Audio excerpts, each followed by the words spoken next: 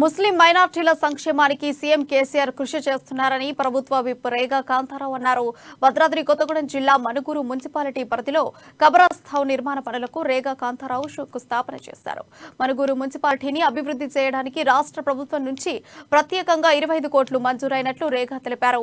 ఆ నిధుల నుండి మనుగురు ముస్లిం మైనార్టీల సంక్షేమ అభివృద్ధిలో భాగంగా కబరస్థాన్ కోసం 50 లక్షలు వెచ్చించనున్నారు. పేద ముస్లింలకు కార్పొరేట్ విద్యను అందించేందుకు రాష్ట్రంలో ప్రత్యేక పాఠశాల ఏర్పాటు చేశామని తెలిపారు.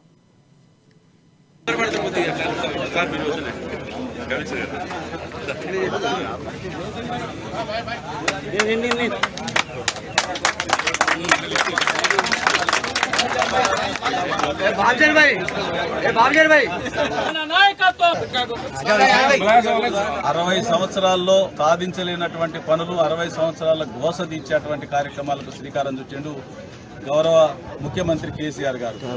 60 సంవత్సరాల్లో గుర్తింపు లేనటువంటి కులాలకు గుర్తింపు లేనటువంటి మతాలకు గుర్తింపు లేనటువంటి ప్రాంతాలను సైతం వదిలిపెట్టకుండా వారి అవసరాలను ప్రత్యేక దృష్టితోని ప్రత్యేక కోణంతో ఆలోచించి 100% పరిష్కరించాలి. తెలంగాణ రాష్ట్రంలో ఉన్నటువంటి ప్రతి అంగుళం నాది అని చెప్పేసి ప్రకటించినటువంటి ముఖ్యమంత్రి గారు దానికి అనుకూలంగా ఈరోజు మారుమూల గ్రామాలు సైతం వదలకుండా అభివృద్ధి ఫలాలు అందుతా ఉన్నాయంటే అది కేవలం తెలంగాణ సాధించిన తర్వాత మాత్రమే సాధ్యమవుతా ఉంది తప్ప గత పాలకులు ఎప్పుడు కూడా పట్టించుకోలేదు.